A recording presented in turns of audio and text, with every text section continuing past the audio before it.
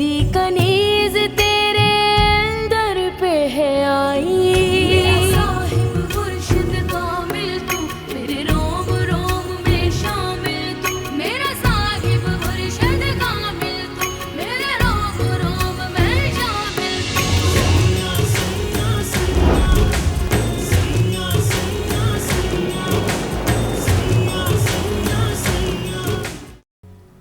उसे राजी होना होगा। उसे बताओ कि वो जो ख्वाब देख रही है वो पूरे नहीं हो सकते। एहराम के साथ उसकी शादी की खानदान में कोई गुंजाइश नहीं निकलती। ऐसी कोई बात नहीं है सरकार, वो तो उनकी तरफ देखती भी नहीं।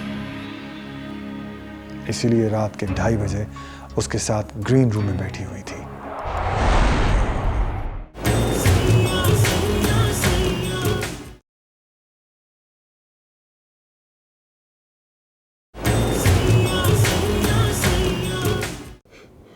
मुझे देर हो रही है।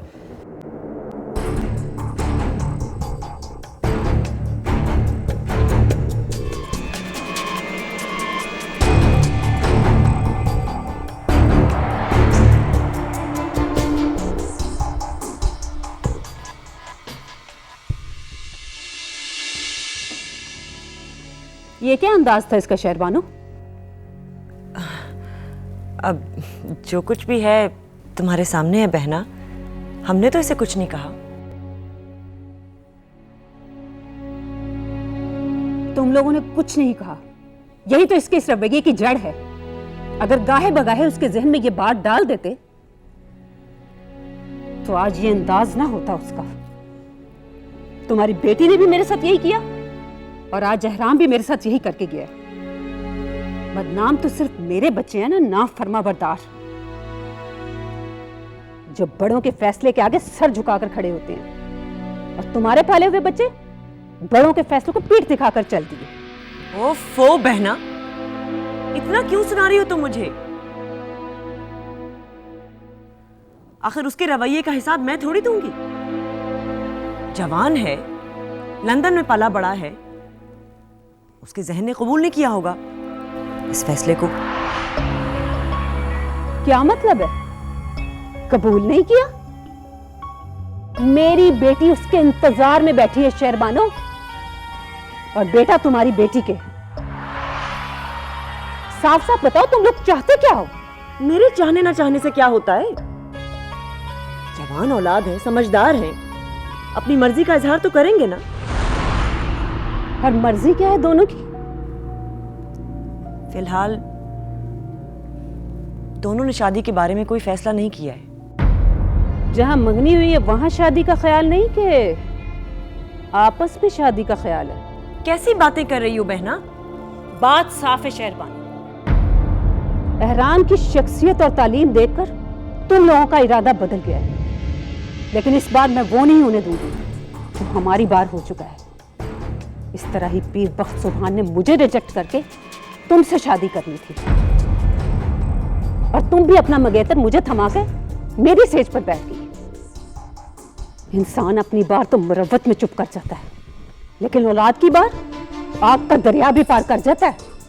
अब तुम ज्यादती कर रही हो बहना। मैं नहीं जानती। 1 हफ्ते के अंदर अंदर मेरी बेटी का शगन लेकर आओ तो जानूंगी तुम्हारी सच्चाई को, वरना इस बार पूरा खानदान इकट्ठा करूंगी और इस बार सुनवाई मेरी ही होगी।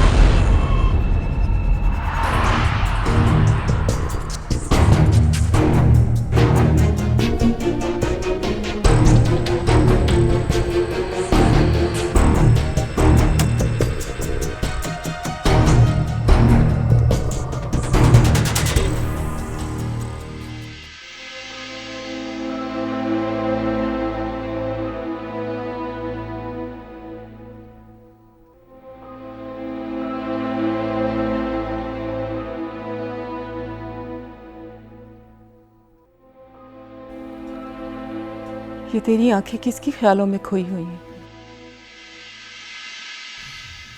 उसके जिसे तू रात को मिलने गई थी।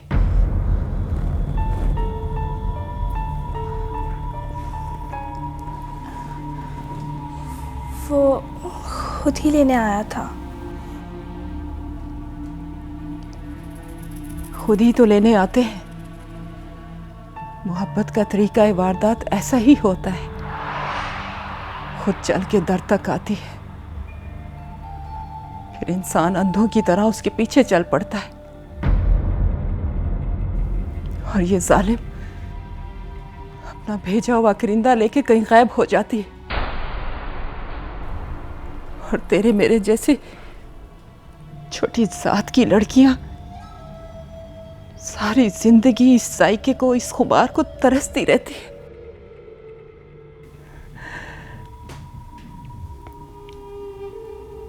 और जब हकीकत से पर्दा उठता है तो वही करिंदा आपको आपकी औकात याद दिला रहा होता है। जिस उड़ान के साथ आपको आसमान पे ले जाता है ना, उतनी ही ताकत से आपको वहां से धक्का भी देता है। इसलिए ऐसे ख्वाब ना देख जिससे आंखें फूट जाए। ठीक है, वो मेरी बेटी है और इस रिश्ते से एहराम उसका कजन होता है, लेकिन बरादरी में सबके सामने वो उससे शादी नहीं कर सकता। फिर वो हमारी दस्तार का भी वारिस है। और तुम जानती हो कि दुल्हन लाते वक्त हसब नसब का ख्याल रखा जाता है, मां की तरफ से भी और बाप की तरफ से भी।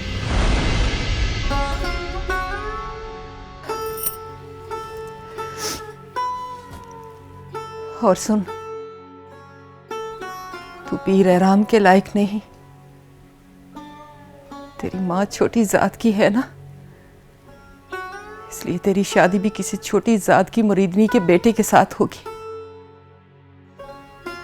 बस उसके बाप का पीर होना लाजमी है। वो लड़का भी तेरी तरह आधा मोतबर होना चाहिए। इसलिए आज के बाद तू छोटे सरकार के पीछे मत जाना। 7वें आसमान से गिरेगी, वो भी मुंह के बल।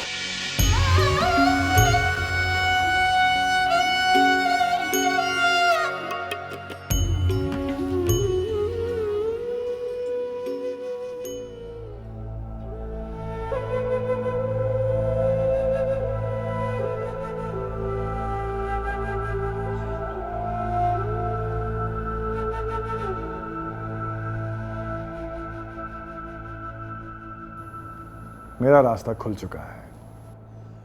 क्या मतलब? मतलब ये कि मैं सोच रहा हूँ कि नूर अफरोज की शादी इस लड़के से कर दूँ। हाँ, तुम्हारी मंगनी जो तुम्हारी दादी सरकार बचपन में राबील के साथ तय कर गई थी, और पीर साले की बनफशे के साथ।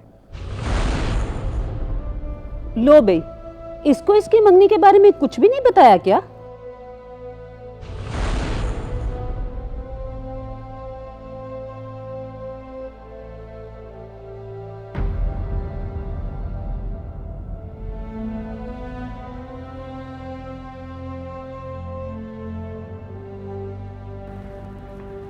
सर, पीर मुराद अली आए हैं। भेज दो। Okay sir.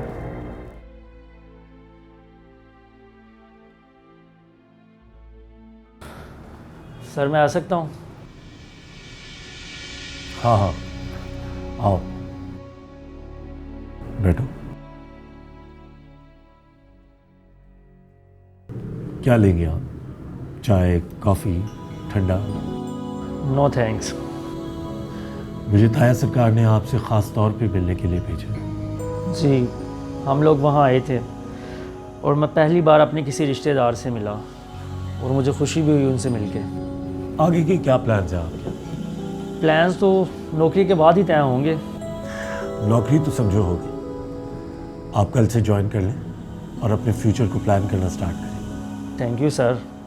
No problem Murad Ali, हम तो आपस में रिश्तेदार भी हैं और और आप तो वैसे भी डिजर्व भी करते हैं। और ताया सरकार ने तो ख़ास तौर पे आपको पसंद किया है। मगर आप लोगों को रिश्ता याद रहा, ये वाकई एहसान की बात है। नहीं, एहसान कैसा। खैर आप ये बताएं आपकी हॉबीज़ क्या है?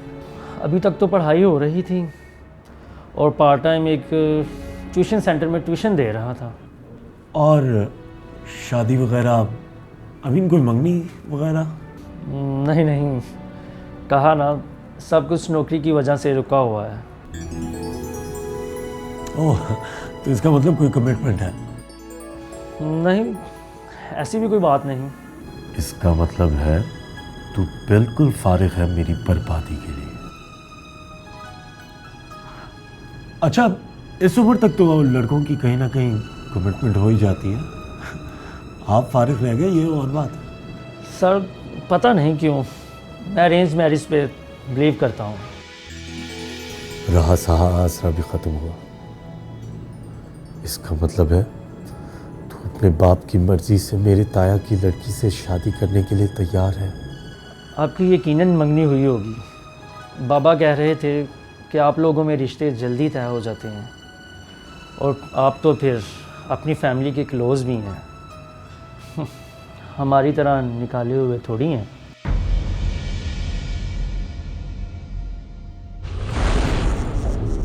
हैरान होना और बात है साले।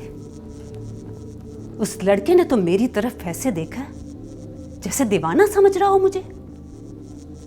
लगता है लखी महल के मकीनों की नीयत उसकी शानदार शख्सियत देखकर बदल गई है। ऐसा कौन सा शानदार हो गया है वो जो सबकी नीयतें ही बदल जाएं? तुम्हारी तरह बीए पास नहीं है, वो भी नकल करके। लंदन से पढ़ के आया वो, और पीर वक्त की ना सही मेरी बहन की कमजोरी है पढ़ा लिखा लड़का। तुम जानते नहीं साले, मैं तो डसी हुई हूं अपनी बहन की। आखिर आराम को बताने में इतना तरद्दुद क्यों है? अम्मा सरकार, आपने उसके कान में बात डाल तो दी है, अब उस बेचारे को हजम करने का थोड़ा सा वक्त तो दें। लेकिन शादी तो उसकी सिर्फ और सिर्फ मेरी बहन से ही होगी। और अगर गलती से उसने बनफ्शे से शादी कर भी ली तो फिर आपको मुझसे एक वादा करना होगा कि आप हमारे बीच में नहीं आएंगी। इतना आसान भी नहीं कि कोई पीर साले बख्त की मंगेतर को उठा कर ले जाए। जान से मार दूंगा उस हराम को। एक तो तुम्हारे मुझे इस जोश ने ना कहीं का नहीं छोड़ा। जमाने से ही कुछ तदबीर ले लो। किस तरह लोग मुस्कुराहटों के साथ पराया हक भी हथिया लेते हैं, और हम जैसे लोग लुट भी जाते हैं और बदनाम भी होते हैं। लेकिन अम्मा जान, उसने भी इनकार तो नहीं किया। जिस तरह कुछ इकरार खामोशी से किए जाते हैं ना साले, इसी तरह कुछ इनकार भी खामोशी से किए जाते हैं।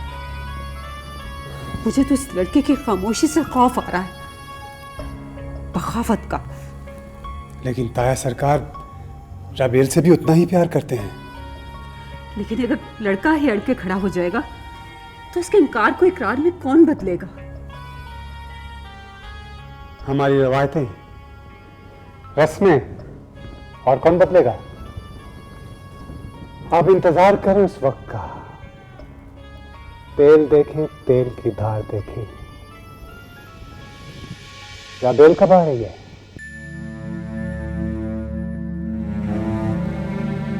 कैसी हो?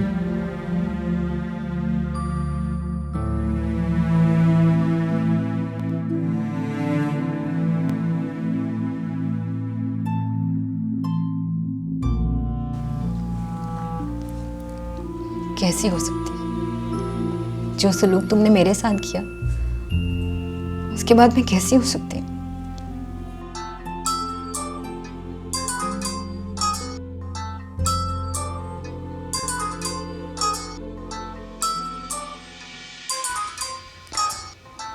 उफ़ अल्लाह, इस अज़ाब को खत्म कर दे। उसके ख्याल को, उसकी सोच को मेरे जहन से निकाल दें।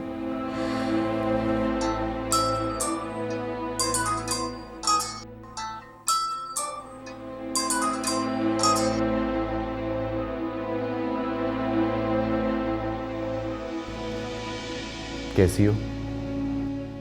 क्यों फोन किया तुमने? वो मैं सॉरी करना चाहता था। मैंने माफ किया। और कुछ? और ये कि मैं वाकई बहुत शर्मिंदा हूँ। मुझे तुम्हारे साथ ऐसा नहीं करना चाहिए था। हाँ, वो तो है। हैरत की बात है, तुम आज मुझसे बात करते हुए बेजार हो रही हो। बड़े दिनों की रियाजत है ये। मिल सकती हो? नहीं, उस होटल में आने की मुझ में अब ताकत नहीं है। राबेल, मैं सॉरी कर चुका हूँ। हाँ, लेकिन मैं फिर से एतबार नहीं कर सकती। तुम तो मोहब्बत करती थी मुझसे। मोहब्बत तो अंधी होती है, किसी से भी हो सकती है, लेकिन एतबार आंखें खोल के किया जाता है। देखो राबेल, तुम्हारे सामने मेरी इंसल्ट हुई थी, मुझे मारा गया, पीटा गया। वो बात खत्म हो चुकी कबीर। तो ये बात भी खत्म करो। हम अच्छे दोस्त भी तो बन सकते हैं। कबीर, मैं वही हूँ जो तुम्हारी दोस्ती के लिए तुम्हारे सामने गिड़गिड़ाई हूँ, और तुमने कभी मेरे साथ सीधे मुंह से बात नहीं की, और आज अचानक तुम्हें मेरी दोस्ती की जरूरत पड़ गई। मैं कैसे मान लूँ? देखो, पहले बात और थी, और अब हमारे लिंक्स और हैं। और उस लिंक का नाम है नूर अफरोज, है ना? मैं उसे भुला चुका हूं। मेरा दिल नहीं चाहता कि मैं उसकी शक्ल भी देखूं। मेरा दिल नहीं चाहता मुझे कोई ये बताए कि वो किस हाल में है। मेरा दिल नहीं चाहता मुझे कोई ये बताए कि वो मुझे याद भी करती है या नहीं। मुझसे ना मिलने पे उसके दिल में मेरे लिए तड़प है या नहीं। जब वो मुझे याद आती है ना, तो मैं अपने जहन को इधर उधर की बातों में बहला लेता हूं। तुम्हारा दिल ये सब चाहता है कबीर, और अभी कही हुई दिल की हर फरमाइश के आगे तुमने जबरदस्ती लिखा है नहीं। ऐसी कोई बात नहीं। दोस्ती भी कर रहे हो और दिल का हाल भी छुपा रहे हो मुझसे। अगले हफ्ते बख्ता वाला जा रही हूँ, वापस आके तुम्हें कॉल करूंगी। राबेल,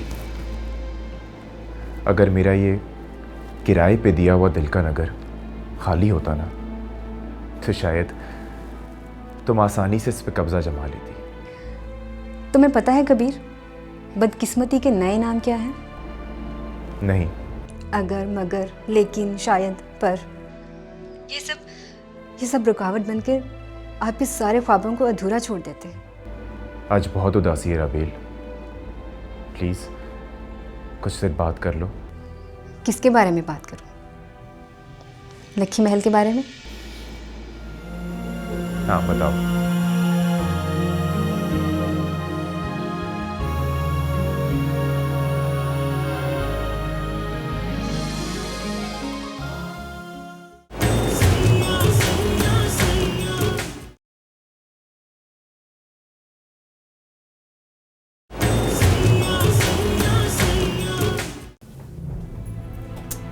बहना को तो बोलते वक्त एहसास ही नहीं होता कि क्या कहे जा रही हूं।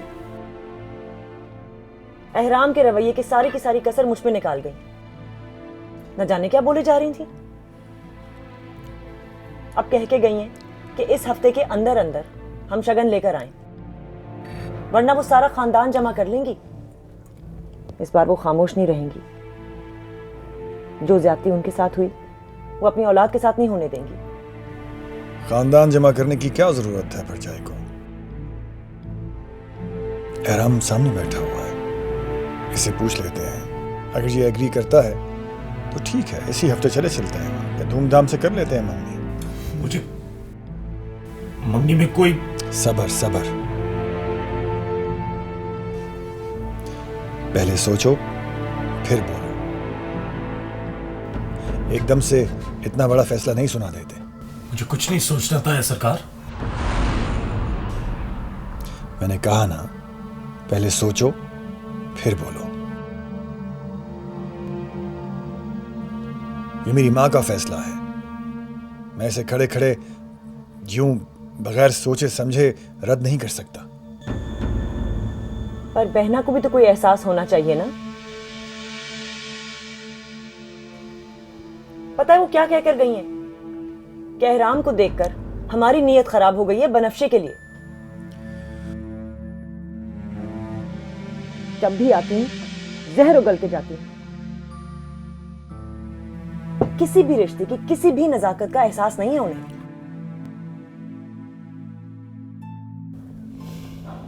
अब मेरा तो दिल बैठा जा रहा है। कहीं एहराम ने मना कर दिया तो वो तो सारे खानदान में हमें रुस्वा करेंगी। खाम में सारा का सारा इल्जाम मेरी मासूम बेटी पर आ जाएगा। बीबी, क्या हो गया है? आप आराम से खाना खाएं। ये बातें हम बाद में कमरे में जाके भी कर सकते हैं। मुझसे और बर्दाश्त नहीं होता साईं। बहना तो ऐसे कर रही हैं जैसे एहराम कहीं भागा जा रहा हो, या जैसे हम इसे उचक लेंगे।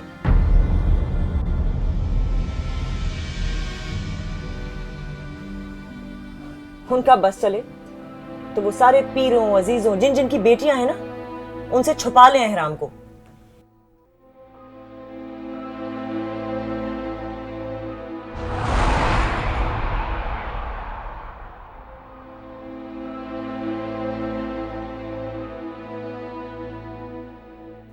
यही तो होना था।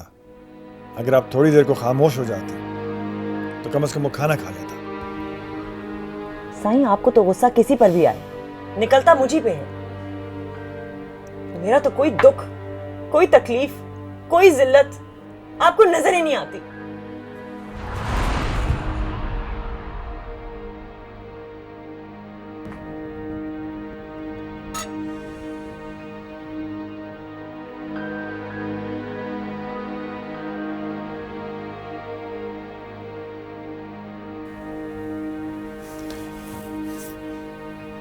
आप नहीं जाएंगी नाराज होके?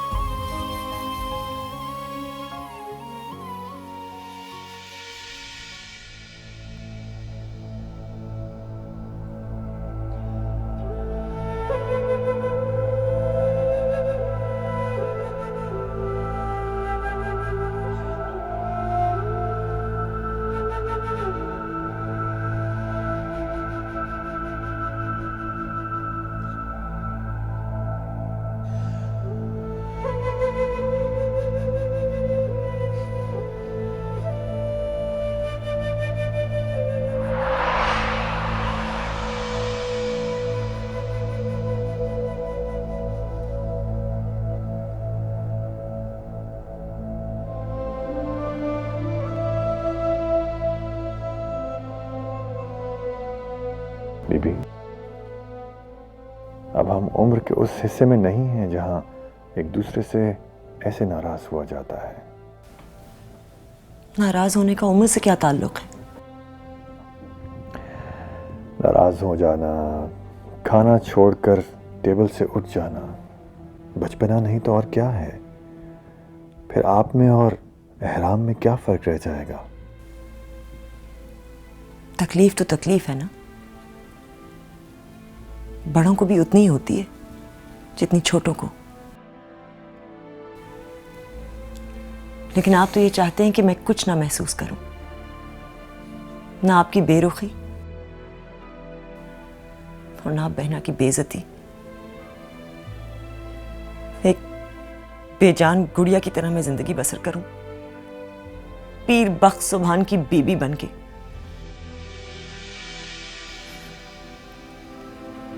बहना इतना कुछ आके सुना गई। आपने कहा सब्र करो, मुझे तो ये समझ में नहीं आता कि मुझे कहां कहां और कब तक सब्र करना होगा।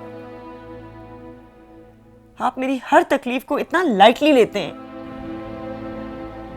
ये तो ज्यादती वाली बात है। मैंने कहा आपकी किसी तकलीफ को लाइटली लिया है। तकलीफ?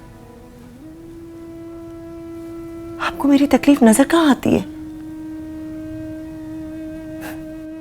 तकलीफ तो क्या, मैं कहां नजर आती हूं आपको? मुझे तो अपने खुश्क और लिए दिए रवैये से जोगन बना के रख दिया है आपने। कॉम्प्लेक्स हो गया है मुझे, और तो और मुलाजमाओं से भी कॉम्प्लेक्स होने लगा है मुझे। अपनी और उनकी शक्लों का मुकाबला करती रहती हूं मैं। अरे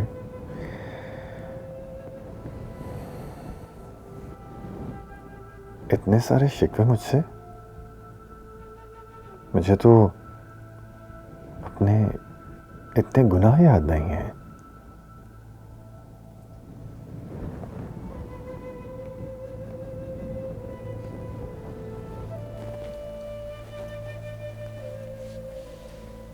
बैठिए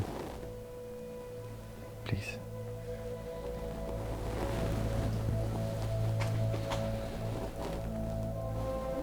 ये कब से आपको मुलाजमाओं से कॉम्प्लेक्स होने लगा? आप हैं, वो हैं। आपकी शान को भला कौन क्रॉस कर सकता है? और आपको ये कब से लगने लगा कि मुझे आपकी तकलीफ, आपकी इज्जत की कोई परवाह नहीं? बीबी, आपकी इज्जत मेरी इज्जत है, और आपकी इज्जत पर मैं कोई कॉम्प्रोमाइज ना तो करता हूं और ना कभी करूंगा।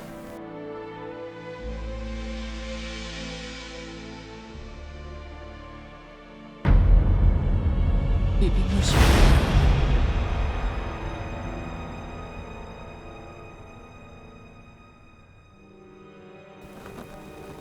ये तुम क्यों उठा कर ले आई हो?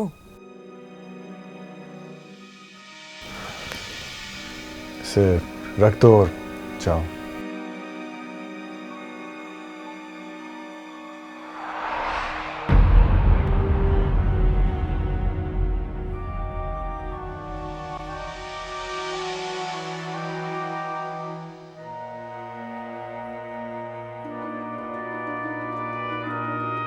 आइए बीबी, खाना खाते हैं, उसके बाद इस मसले का हल भी तलाश करना है।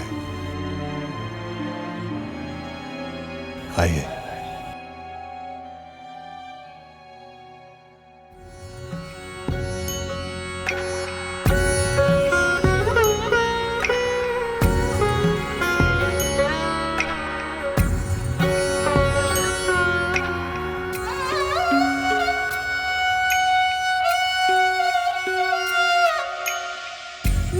सब्र को ना और आजमा, बेटी हूँ तेरी गले तो लगा।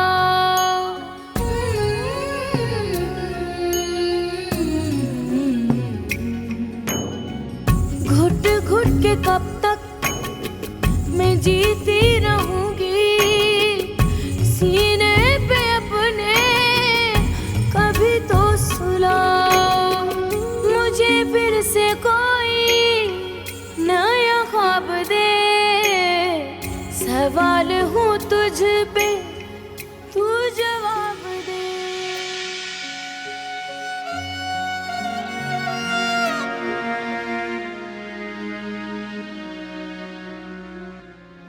ख्वाहिशें कितनी खामोशी से इंसान के अंदर फूट पड़ती है। एक को दबाओ तो दूसरी सर उठा लेती है। हाँ, कभी कभार जैसे सारे एहसास जाग उठते हैं। दिल बहुत चाहता है उसे भी उसी तरह नवाजा जाए जैसे उसके जैसे दूसरे इंसान को नवाजा जा रहा है। दिल ये बात मानने को तैयार ही नहीं होता कि वो ऐसी ख्वाहिश करने का हकदार नहीं है। तूने ऐसा क्या देख लिया कि तेरी आवाज बाहर आई? अपने बाप को अपनी पीरजादी बेटी से प्यार करते हुए।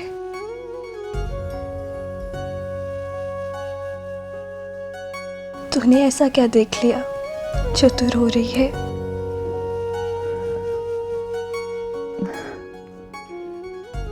तेरे बाप को अपनी पीरजादी बीवी से प्यार करते हुए।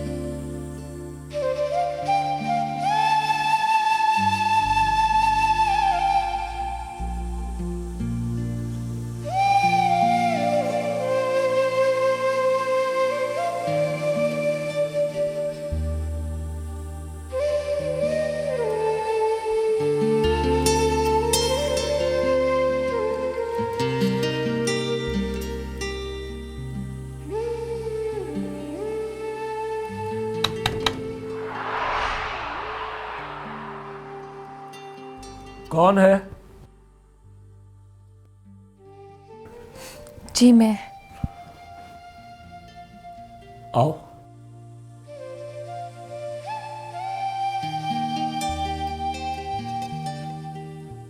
बैठो। नहीं नहीं, बैठ बैठ के थक गई हूँ। वैसे ही थोड़ी सी घबराहट हो रही थी। आज खाला अम्मी ने आके सबको ही परेशान कर दिया ना। वो तो आपके जाने के बाद भी बहुत कुछ बोले जा रही थी। ताईजान बता चुकी हैं मुझे। उनके बोलने से मेरे फैसले पे क्या फर्क पड़ता है? और आपका फैसला क्या है? मेरा फैसला यह है कि मैं अपनी मर्जी का मालिक हूं और खानदान के किसी भी फर्द के सामने जवाब दे नहीं हूं कि मैं अपनी दादी की इतनी पुरानी बात की पाबंदी क्यों नहीं कर रहा। हमें तो पता भी नहीं था कि हमारी जिंदगियों के फैसले कब हो गए। ये वो दौर नहीं। आज अगर दादी सरकार होती तो भी वो हमसे हमारी मर्जी पूछती। मैं इतनी पुरानी बात को लेके किसी के भी धौंस में नहीं आने वाला। क्या कर लेंगे पूरे खानदान वाले अगर वो सबको जमा कर लेंगी तो यानी आप किसी सूरत नहीं मानेंगे? सवाल ही पैदा नहीं होता। पर शादी तो आपको अपनों में ही करनी होगी ना। तो ढूंढ लूंगा कोई अपनी। जब कोई और ढूंढ लेंगे तो राबेला भी क्यों नहीं? इसलिए क्योंकि मैं कोई और ढूंढ चुका हूं। कब? जिस दिन आया था उसी दिन। जश्न वाले दिन?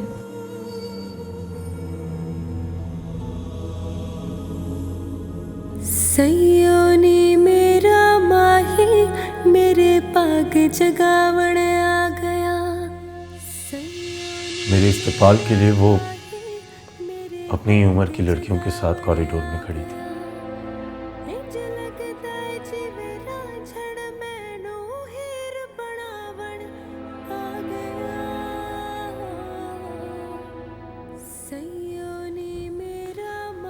मैंने उसको देखा और उसी का हो गया।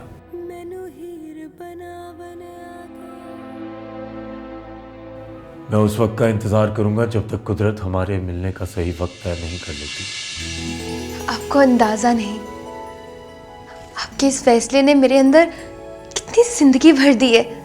तुम्हें क्या लगता है मैं तुम्हें पीर साले के हवाले कर दूंगा? Thank you so much, thank you so much एहराम।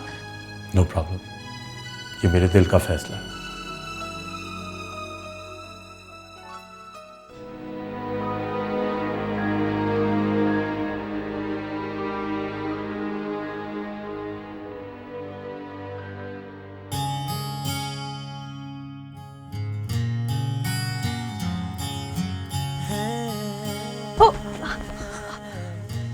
नूर अफरोज, नूर अफरोज, जल्दी से मेरे कमरे में। मुझे तुम्हें इंतहाई अहम खबर सुनानी है। क्या इतनी खुशी की खबर है? मेरी जिंदगी की सबसे बड़ी खबर है ये। एहराम मुझसे मोहब्बत करते हैं। उन्होंने मुझे खुद बताया, अभी अभी बताया उन्होंने मुझे।